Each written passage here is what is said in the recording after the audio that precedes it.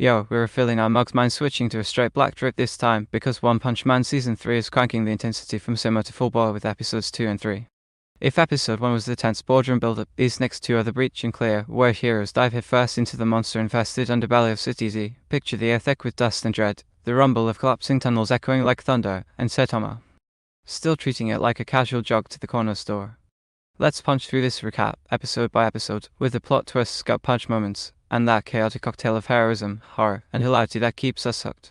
Kicking off with episode 2, Monster Trace dropped October 19, 2025. The strategy from Ep 1 turns into straight-up execution, or should I say, extermination.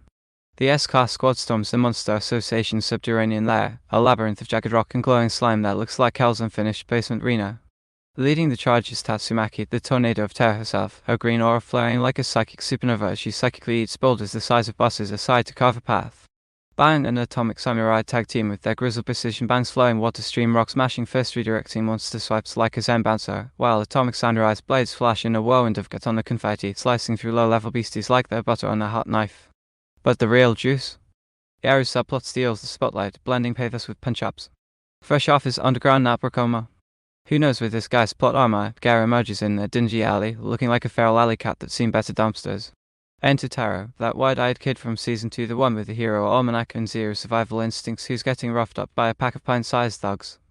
Garou steps in, all brooding protector mode, scattering the bullies with a glare and a growl. It's a quiet beat that humanizes him, this hero killer playing big brother to a scared squad, flipping through Taro's book and scoffing at the Hero Association's rankings.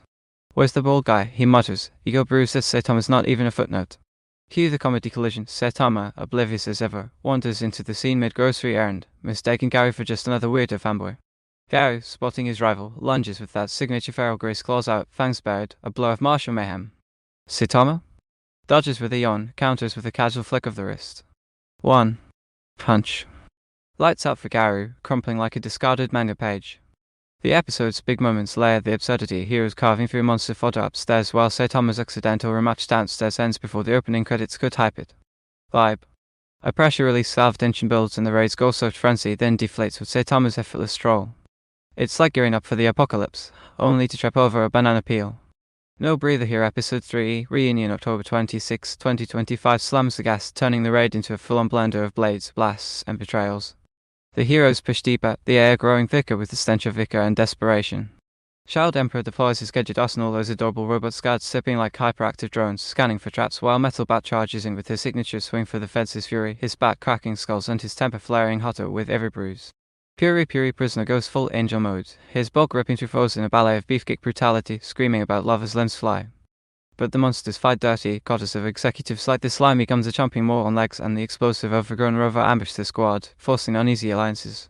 Tatsumaki's telekinesis strains under the onslaught, cracking her cool facade with sweat and snark. Garou's arc twists sharper, waking up groggy from Saitama's Hemika. He's dragged into the Monster Association's clutches by a cadre of executives eyeing him as their human weapon. But Garou's no lapdog. His monster trace from Ep 2's title start manifesting wounds, healing freakishly fast, eyes glowing with that half-feral hunger. He clashes with the monsters themselves, rejecting their recruitment pitch with a defiant uppercut to a horn goon. Flashbacks to his training days with Ban underscore the tragedy, this kid who wanted to be a hero, now a bridge-burning outcast.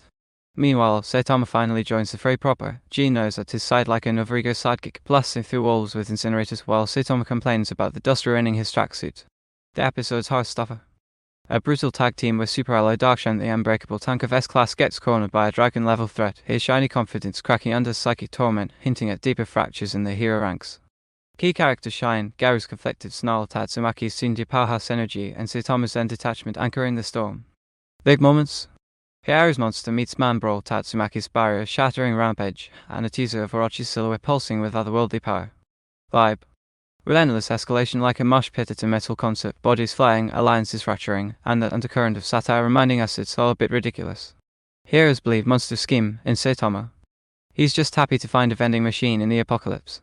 If episode 1 was Jesse, staff warming up the engine, episodes 2 and 3 are flooring it mostly. The art style doubles down on the manga's gritty duality, hyper-detailed monster designs that ooze grotesque charm, like Gum's endless teeth grinding in perpetual hunger or Rover's fur bulk rippling with feral menace. Backgrounds pop with cavernous depth, the dripping stalactites casting jagged shadows, bioluminescent fungi casting eerie grins that make the underground feel alive and antagonistic.